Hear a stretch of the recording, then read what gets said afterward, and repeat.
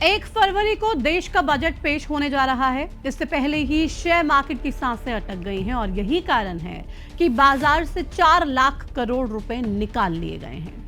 इसका सीधा असर सोने और चांदी के दामों में देखने को मिला। भाव ऐसे गिरे कि निवेशकों और खरीदारों के दोनों के ही मन में ये सवाल उठे कि सोना चांदी खरीदें या फिर बेच दें। ये सब क्यों हुआ, कैसे हुआ, चलिए समझते हैं। नमस्कार, आपके साथ में प्रतिमा दत्ता। महीनों से हम यही सुन रहे हैं कि सोना कितना ऊपर गया और चांदी कितना, लेकिन महंगाई के साथ लोग मुनाफा भी कमा रहे हैं और इसीलिए सोने और चांदी की कीमतों में गिरावट दर्ज की गई है। लेकिन प्रॉफिट बुकिंग ही इसका एकमात्र कारण नहीं है। एमएएक्स के डेटा के मुताबिक मार्केट में चांदी 1 लाख तक की गिरावट के साथ औंधे मुंह गिरी और सोने की कीमतों में भी 12% तक की गिरावट दर्ज की गई। हम ये आंकड़ा अभी के हिसाब से बता रहे हैं, शायद आप तक ये वीडियो पहुंचे तब तक दाम ऊपर नीचे हो सकते हैं।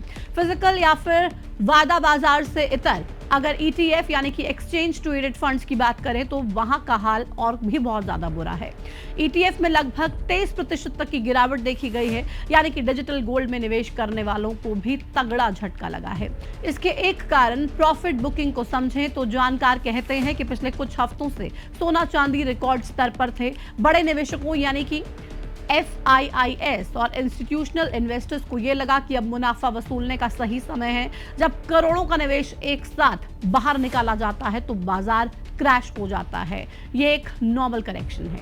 दूसरी खबर अमेरिका से है, जहां की छोटी सी आहट भी दुनिया के बाजार को प्रभावित करती है। अमेरिकी फेडरल रिजर्व का डर, ग्लोबल मार्केट की नजरें अमेरिका पे टिकी हुई हैं। असल में फेड के नए चेयरमैन केविन वॉश को बनाया जा रहा है। केविन वॉश को बाजार एक हॉकिश पॉलिसी मेकर मानता है, यानी कि एक ऐसा व्यक्ति जो कड़क नीति अपनाता हो और ब्याज दरों को लेकर सख्त हो।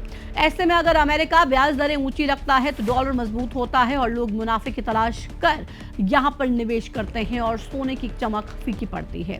अब आते हैं बजट पर, जिसके पेश होने से पहले ही बाजार में इतना बड़ा उलटफेर देखने को मिला, जिसमें यह कयास लगाए जा रहे हैं कि 1 फरवरी को पेश होने वाले बजट के बाद टैक्स में उतार चढ़ाव देखा जा सकता है, जिसको देखते ही निवेशक अभी निवेश करने से बच रहे हैं।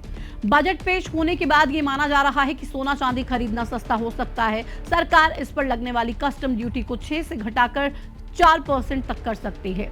अगर ऐसा होता है तो सोना प्रति 10 ग्राम करीब 3000 और चांदी 6000 रुपए सस्ती हो सकती है।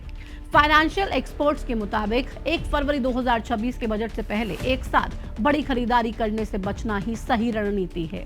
इसकी जगह किश्तों में निवेश करने का तरीका अपनाना चाहिए, ताकि कीमतों में होने वाले भारी उतार चढ़ाव के जोखिम को कम किया जा सके।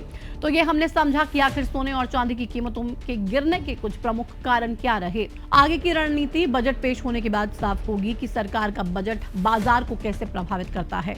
सोने और चांदी की कीमतों में और उछाल देखने को मिलेगा या फिर आम लोगों को राहत की सांस मिलेगी। इससे जुड़े अपडेट्स आगे भी हम आप तक साझा करते रहेंगे। आप इस उतार चढ़ाव को लेकर क्या सोचते हैं, हमें कमेंट सेक्शन में जरूर बताइए।